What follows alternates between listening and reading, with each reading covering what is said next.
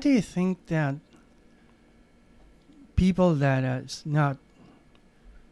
um, not aware about what a heart transplant is consider that the person that is transplanted after transplant is going to be worse than before the transplant? How do you think people? Because this, Yeah, you're not going to be worse, I guess. but it's people have the image that after transplant, people are going to be crippled or not able to do regular things. Where the transplant is a solution Yeah. for that problem. I think that's the misnomer, right? That's the challenge that's out there is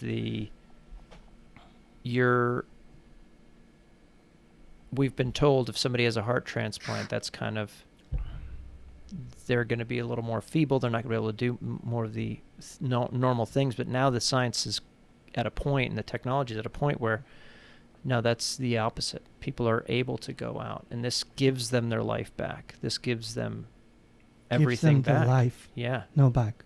It gives them life. That's a good way to say it. Yeah. Yeah. No life back. Gives them the opportunity. And because it's something that really happens, that is, I'm talking and people get really, really surprised when they see me. But the transplant is actually a solution. Yeah. It's not like they're going to put you in a worse place. Right. Right. They're not going to do it if you're going to end up worse. Yeah. That's makes sense. So, but it's like people don't see a correlation of a transplant. Well, it takes you a while to put you in a good place. Yeah. And a lot of effort from the patient. The Mhm. patient has to do a lot of exercise, discipline, and be mentally tough to recover because it's not easy. No. But it puts you in a better place. And it's not everyone realizes that the transplant is actually an opportunity to be in a better place. Yeah. I'm not sure why it happens, but it happens. Yeah. And it happened to me a lot that people consider that because I had a heart transplant, I'm in a weaker position than it was before. Probably because they saw me very active. I don't Right. know. Interesting. But it's a question I don't have an answer. And I'd love to know. Because the reaction of the people when they see me doing stuff is surprise. Yeah. And it shouldn't be. It is kind of a, I don't want to say stigma, but maybe it is a stigma that people think that, It might be. now It it's, might be something like that because it is true that the transplant might have problems. It might have Mhm. rejection. Mm-hmm. It might have many other complications that I didn't have, Right. which I'm grateful for, about the heart especially. But the root cause of doing a transplant is to fix an issue. Mm-hmm. But it happens only with the heart, because if you say that you have a kidney transplant, you don't see that person as crippled. Right. Right. You see it on the heart only. Yeah, I think that there's just not enough information with anything. You'd sort of, the people don't understand what something is, so they assume, and they've probably been, not think as there's educated. fear It's not as as well. There's fear, absolutely. Fear. Yeah, they don't want it to happen to I them. know. I'd love to know. I'd love to know about this because part of the message I'm spreading is that you actually, if the transplant goes well, you're going to be healthier. Yeah. Yeah. If it goes well, and it depends also a lot on the patient that for that it puts, because I had to put all of me and a lot of support of my family to Yeah. get where I am. Yeah. I wouldn't even get into here without the support I got from my family, Yeah. which is very, very important. But I'm curious. I'm curious on why there's a misconception that a heart transplant puts you in a place that is you're weak. I think it's just lack of knowledge. I think it's just we don't know, and we don't realize how far it's come. I think that's it. And not many people know people who have a heart transplant. That's By the way, probably another of the it's very issues. rare. We keep talking about the physical side of things and the recovery, the trauma, food, because it's us. But I'm curious, and you mentioned this before briefly, but do they provide mental health? I mean, now I think more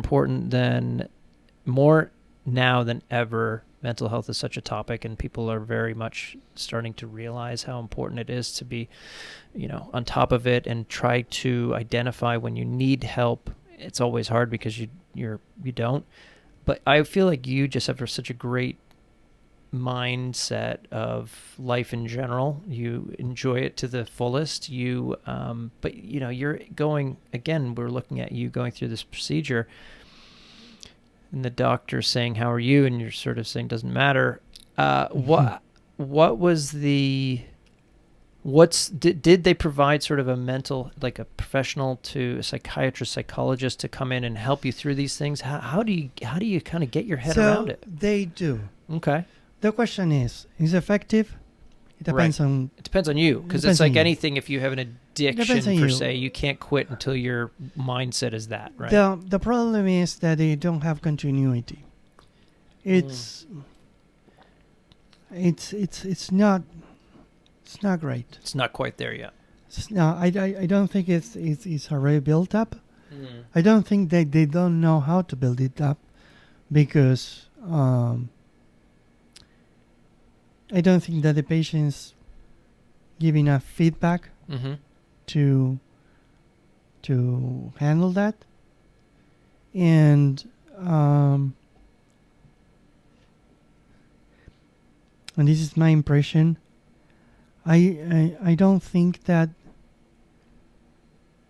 they value that much the mental health as they value the physical health. So it's kind of a matter of a scope, and this is my impression. It's not something that they told me. It's my impression. They are happy, and you totally tell on the body language and what they say when your readings are getting better. Right. They never ask you mentally how you are. Right. Or what you can do. I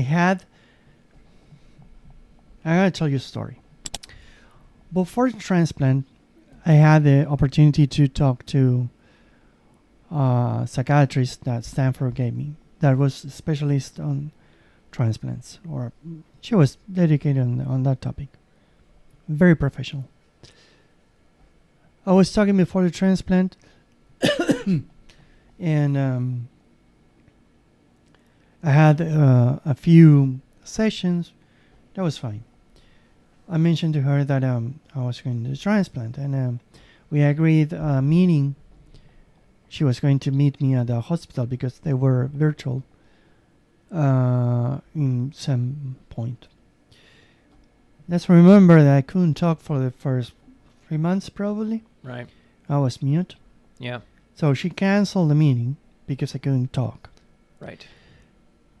So when I could talk, I met her. I said, "You canceled me the meeting when I needed it most. Oh. So you didn't care that I needed the meeting. Oh, dang. You canceled it because I couldn't talk. You didn't care that I really needed it. Yeah. And you didn't figure out how to have it. So I'm not happy about it. Because in the meantime, I was mute. I still had feelings. Yes. And I You're still aware. Yeah. And I still was struggling with all this process. Yeah. But you weren't there at that moment. And you only are here because I can speak. Not because I need you. So How was that feedback received? I don't care. You don't care. Did you write a bad Yelp review? I Google Maps it. Google review. Yeah. No, but I gave that feedback. That's important. Yeah. I mean, one of the things that I'm thinking about is, this is great because we're kind of you're talking about this and hopefully people will listen and tune in and that might need this and go in. But just talking about this would be it's sort of like the nurse. I know what it was like to be at death's door. I was stabbed. I saw the white light. I almost lost my life. I lost all my blood. I was luckily saved. You need kind of that person who's been through this experience within the room. Not everybody's had a heart transplant, so it's hard for us to go in and say, I know exactly what you're feeling right now. I had the same thing. You can't. But at least I think that if anything, if this person was a professional psychiatrist, she probably wants to hear that feedback, of, oh my God, he's right. I should have figured out another way.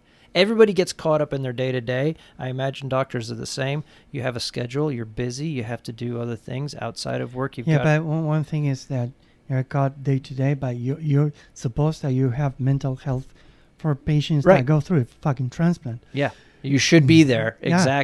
Exactly. No, I think that it's just not excusing her, but I think she wasn't just thinking of that because it was just because she's healthy. That's why. Right. She's never had that happen. So, and you now going through that, I think, being able to talk to people about it is huge. So this is what I did. Mental health is very important. Mm-hmm. And I don't know if you know this data, but Argentina is the country with most therapists in the world. Oh, I didn't know that. Per habitant. And we are very, very lean to therapy. It's because the country takes you to... The country's politics alone will make you to have to go to therapy. It takes you to do therapy. Yeah. But it's very different than U.S. The U.S. look you as a weirdo if you do therapy. It's getting better. But yes, it's like, you I can't like imagine... Weirdo, which is, for me, it's totally normal. I do therapy. And thanks God I do it. Because... it's very hard to go through this process without someone to pick you up when you're at the bottom. I think everybody should have therapy, whether they're healthy or not. It's just something if you don't do it all the time, that's okay. But if it's something, it just helps you kind of get your head back to a little more focus, or just kind of, well, I can't speak for anybody else, but when I was a kid, I would have different friends I would talk to about whatever my feelings were at the time, whether it's, sort of, teenager, I have this girl interested in me, do you think I should do this, or what do you think about that, or, simplifying it, but there's certain things, I'm not feeling happy about this, what would you do? And then I would take all the advice and basically figure out my path. But we don't have that now.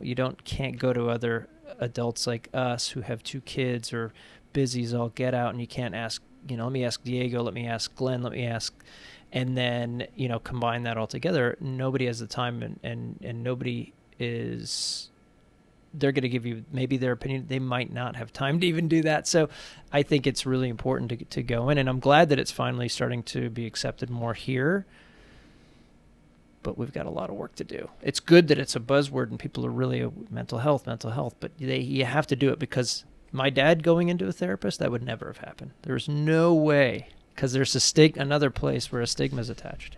Yeah, and I agree, and I had that feeling not a long time ago. But when you're going through this, in some point you need to channel, as I mentioned before, and the only way that you have to channel is speaking. Mm-hmm. And you have no other tools to do it, and you need to rely a bit on the luck on the therapist, that the therapist you do chemistry with the person, and that person actually understands what you're going through. Going back to this therapist that I mentioned before, one moment she said to me in one of the sessions, "Well, I'm glad you're okay. Sometimes when I have the session with you, I open your chart and I'm scared that it's going to say deceased." This was the therapist. Hang on. I think maybe that therapist is in the wrong profession. What? Who says that? She said. Yeah. That's what she said.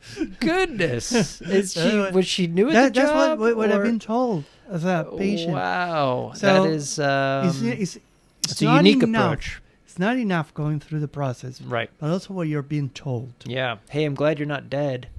Yeah. Otherwise, I'd, Huh? you know. I don't know if I could handle another dead patient. Oh, goodness. Yeah. Wow. Oh, my. Yeah. Yeah, you're gonna see me around. I think around. now you're like, now she's my nemesis, and I will use all the energy to make sure that I can. It sounds like maybe I'm sure that there's a reason we won't be able to dive into, because it could be anything, right? Just maybe lack of experience, lack of knowledge, or lack of I bedside don't mind. manner. But either way, you got through it. You've got this positive thing. You've got this positivity you've had since you were born of, listen, I have limitations, but it's not going to stop me. I'm going to keep going. That has to come from somewhere. Did you start therapy early in life? No, I started therapy when I was 28, something like that. Okay. I did 6-month therapy, then I stopped it. Yep. And I got back about 2 years ago. Oh, nice. 2 years ago. Which I switched therapists in the middle. Mm-hmm. It's hard to find the right one. I'm having therapists in Argentina. I prefer to do it in Spanish because What's your native language, yeah? I can express feelings a bit better in Spanish. Yes. I got irony and sarcasm well developed in that language. In Spanish, you're more ironic and sarcastic. Yeah, probably. I'm getting, because you're in English, you're pretty sarcastic and ironic. Am Yeah. Which is, I love, because that's one of my favorite traits. Because I have a touch of sarcasm every now and then. Yeah, you do. Yeah. You do. Wow. So we've talked about the oh gosh, I kind of want to go back to the food, but I actually wanted to talk a little bit again about COVID. Okay. Do we have time? Can we talk a little bit about that? We do. Because now you've got the planet Earth freaking out. And I mean, this is where I probably need to, talk to my therapist about that year. I swear 2020, it was a tough one. It was just, it seems like, yes, COVID hit, but there was other things that were really bad for most people I spoke to, right? You've got this and then that, as well as COVID. We have 2 young kids. They're both almost identical in age. So we've got to now figure out how to protect them. We have to figure out how to educate them. There's no school at the time, right? There was sort of, and then we have to figure out how to take care of our wives, and then all of a sudden, and us, right? Guess that's important. So you have to take care of yourself first, then you can take care of the rest. I had my scenario and the ways that I handled stuff, and in some ways didn't handle stuff. It was very challenging. But on top of that, you have this sort of the impending situation. This is so what yeah, I talk did. to me about that. And I was very cautious how I informed about COVID, because I don't pay cable. Right. So any main stream media You don't have. I don't have. I search a British doctor who did daily updates on COVID, Mm-hmm. and I was basically he was data driven. Amount of cases, amount of vaccines, everything on data. Yeah. It wasn't like I think that, no, just data.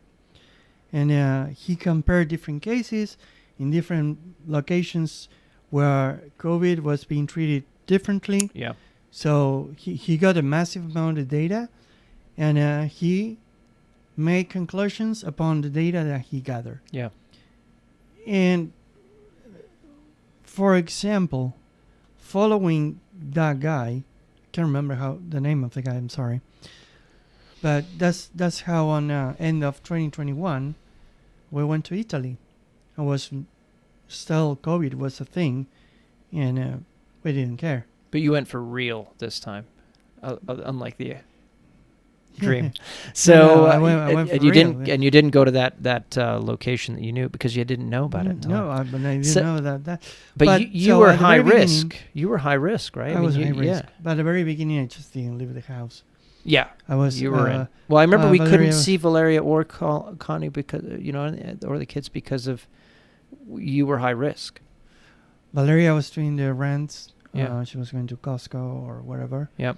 And Valeria was taking care of Julie about Zoom. Yeah. Connie was on her own. Right. And Connie was her comfort zone, staying in Mm. her bed. Yeah. She's like, this is perfect. Chatting with her friends. So it was Yeah. perfect for Just her. give me my phone, some Wi-Fi, and I'm good. Julie became friend of Enya, who lives just besides the fence. Yeah. Yeah. They started to talk among the fence. And we talked with the parents, say, I don't think we can avoid this. So let's make a bubble. And that's how it worked. Nice. When the vaccine came out, I was prioritized. You weren't gonna do it. Yeah, I did. I got the vaccine. I was prioritized. You were yes, you were pro vaccine. I'm pro-vaccine. I'm not sure how effective COVID vaccine is, which is different Yeah. question. I think that I don't Again, really we're understand. We're not medical experts, so just We're not opinions. medical experts. It's just seeing behavior. Yeah. And I'm glad in certain point that US did a massive shutdown. Mm-hmm. I don't think that was necessary. Argentina did a massive shutdown for 9 months. Wow. Still 100,000 people died in a population that is way shorter than US. I didn't realize that. So I forget these things, the amount of people who died from COVID is bananas. but I don't think that the amount of people that die. The aircon is not doing a great noise. I don't think it's aircon. Okay. I don't know The what that amount of people that die, most of them could have been avoided. Most of them could have been probably prepared to Yeah. handle the situations. No one knew if the masks were needed or wasn't needed. I think that the population has been put into a situation that was ridiculous, like having children using masks for eating, where Yeah. then you got the adults not wearing masks, or other states not wearing masks and having mostly the same rates of death. So the decisions that were taken, I'm not someone to put the value on them. I consider that I'm glad that US allow people to do what they wanted. Mm-hmm. Where in Argentina you didn't. You didn't have I a mean, choice. you didn't have the choice. You had to be at your house. Basically. And that was it. Yeah. And if you were in Britain, you had to be in your house unless you were a politician, which they had a lot of trouble with. politician. And gosh, remember how much flack people would get if they were here in the U.S. and they would be caught out. Anyway. The thing, I guess, that for me, it was, anxiety, stress, all the stuff. But at the same time, I was very thankful that we had the technology we have now so we could, talk to people over Zoom. And what I would worry about wasn't necessarily me. It would be more about, I don't want to get my parents, or my mom, actually, at that time, sick, or other people who are older. But you were high risk. Did you have an extra level of anxiety there? Or was it just like, no, I guess, see, that attitude that you have is I love it, because this is why you'll be running a marathon soon. You just say, you know what, I'm going to do this. But it was about what I was doing. I mean, I would just stay in my house. Yeah. I mean, if I got COVID, it's because someone got it Valeria got it from another place, but she had to go to Costco. She had to go to other places, and she took care. She wore a mask. Yep. And those points, I don't know even if the mask actually works, but Yep. she had all the precautions that were listed as we should take. And I did go out for a long time. And when I went out, I was mostly on my own on the street. Right. No right. one was Nobody there. would come out. And at the very beginning, I took a lot of precautions. But it kind of caught my attention that the restrictions that were taken were like too high. It was almost just it was definitely not almost. It was definitely grasping at straws. It was a lot of, well, we don't really know what the heck this is or how the heck to deal with it, but just do these because we think this might be right. It's just a lot of. It's always unnerving when you're surrounded by your government, or you're not surrounded, but you have the leadership. When a leadership is sort of doesn't understand what to do, and we don't have a vaccine and all of that. I think maybe some of the rules were probably smart. I thought it was hilarious that people were supposed to wash their hands. I was like, well, that's something you should be doing anyway. It's there's a lot of things. I just, think of when you were in this spot.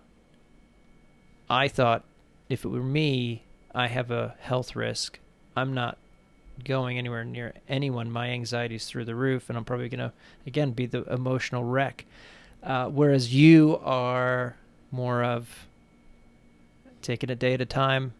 This is what I'm doing. Yeah. I love that. Respect it. I don't remember having this kind of stress levels. Yeah. And I wanted to go out. Yeah. And I stayed in my home for, let's say, a couple of months, but not more. Then I started to go out. Go stir crazy, yeah. Yeah, not crazy, but if they go to the supermarket, probably go there. Or if I go to a park just to see sunlight. Yeah, and, sunlight's important. I was working here full-time also. Yeah. A bit stressed with the work as well because the stress was going south. Oh. And but I don't have a recall of a fear of going down there, and especially today because we live in an area where it's not massively populated. Yes. Even if you walk around the neighborhood, it's hard to cross by people. Yeah. So I just wondered, okay, let's say I go outside. Who's going to cross me there? Right. There's no one there. I think I remember running. I think I wore masks when I first started. I remember I bought one mask that was sort of a resistance mask that you could use to really get training, builds up your lung strength. And I think I tried it once or something, and I was like, this is crazy. And then there was, I think, maybe other times, but I just couldn't do it. And so I was thinking, well, I'll just run and not go near people. And still to this day, even when I'm out running, people will see me coming and they'll change and go over to the other side of the street because there's still now this sort of anxiety that people have. But I think, yeah, that was an unusual one. And you still see people wearing masks outside. You never know. I mean, you never know. They can use masks because they want to. Or they are weak on some. Yeah, they have immunity deficiency. Well, if, for example, after transplant, you need to wear a massive mask. Yeah. Not just a regular mask. Massive. Like 2 tubes here, Darth Vader. Wow. Like when you go outside because you can inhale a bug or something. And you have to wear. I didn't have to wear that much because the first 3 months I spent at the hospital. Right. But when in the hospital they took me to a terrace or just outside, I had to wear the mask. Like a mask, it's very hard to breathe with a mask. Suppose that if you got discharged after 15 days, you need to wear that mask if you're outside, especially if you go with other people. Right. But Did not know that. Yep. No, but you didn't see that because I had to stop wearing it after 3 or 6 months, and I was mostly all that time in the hospital, and Mm. within the hospital I was there with the mask as well. Huh. But so you probably never quite. It's not only COVID what's happening in the street. You might see people that is affected or have low defenses. Yep. I need to just to take care. Don't judge. Just Don't- sort don't of judge. deal Can with. be Yep. transplanted person Yep. It could easily. Be that's true. So you never know. I need to not be judgy about that stuff. Well, it's about you don't know. Yeah. You But never know what's going on in the there. only thing that you had to deal with was COVID. Yeah. But the mask actually helps for a lot of other Yeah. problems. Fair. And I think that being in New York City for a long time, I lived there for a while. I would say the majority of people that were not from New York, maybe they were visiting. There was a lot of masks at the time, but there was never sort of the people who lived in New York. It was never sort of. It was usually foreigners or people who are used to a different way of living. I think you see it a lot in heavy polluted cities. New York is no exception. And there would be sort of a, why are they wearing a mask look? I think it's gotten a little better now. And even just now, I'm showing that when I was running, I'd sort of see somebody in a mask and think, oh, maybe I shouldn't. But you're right. We should just let people do their... Yeah, but that's exactly because you only had exposure with COVID. Exactly. But people who have had exposure with other problems, they wear a mask as well. And you don't know the context of everyone. Yeah. And you cannot just box every people. Everybody's on COVID. different. Everybody's different. On Yeah. COVID, everyone can have their own issue. Well, I love that you have the personality and the mindset that has gotten you through all of these challenges. And I need to bottle that and sell that because I think, yes, therapy is helpful. All these things, exercise is really helpful for me. I think, you have another, because you were told for a certain amount of time you couldn't exercise, although some people, I think, would love to hear those words. Wait, I don't have to exercise anymore. There's sort of a part of me when I'm running out there, mile whatever, and I said, why do I do this with myself? Wouldn't it be great if I could just not exercise at all and still be healthy? And they don't seem to equate to the same thing. If you can't, it's hard to be healthy if you're not doing some kind of exercise or activity. You end up with exercising because it's addictive. It is addictive. It's addictive. It's dopamine generating the body, and the dopamine, the generation of dopamine is addictive. Yeah. And the feeling that you got after you run, when you start recovering, is so great. Yeah. And you want to have it again. Yes. It's just mental game. I am an chemistry. addict. It's just pure chemistry. Yeah, it is. But I think that, there's so many ways it benefits me. You were told not to, and you still, you found another thing. You found another way to channel and another way to get over those humps. And now we're going to be cooking and exercising together. Yeah. Not at the same time. I hope. Well, you never know. I want to do the drinking and exercising at the same time. I think that would be interesting. Drinking no? Dang it. All right, well, maybe something at the same time. I'm not great at drinking now. No, I had to. I'm not great at it either. No. But on the cooking we could do. Well, we've got a whole cow we're going to order now. Oh yeah. We get the cow. I got a grill. It's an investment. You have 3 grills. Only three grills. I have one, but I have other methods. There's other methods to cook. We could. I don't. What do you do with a whole cow? You eat it. Next episode. Next episode. How to eat a cow. How to eat a whole cow slices. in a sitting. It's going to be interesting. I'm keen to see what the barbecue channel has on it next, so we can figure out if we're really going to do this. You know that you're the one who has to organize the meeting, right? I do. You're the only one that connects all the people. I do. So. I connect all the dots. We're gonna do it. I think there's definitely an interest. I think we need to do it before the rainy time of the year here. So stay tuned. But I think maybe we do some cooking here, some at mine, and then all gather at mine. right?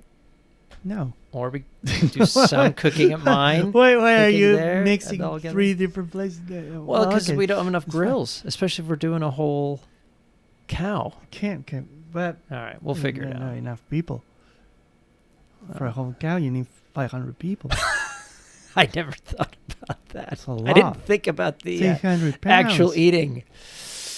Yeah, that's gonna be a lot. It's an investment. We'll figure it out. I think let's start smaller. Maybe we do a pig. Why not? You know how to do a pig. I know. I've had 3 of your pigs? 2 of your 2. pigs. 2 pigs. I need to Yeah. buy more firewood.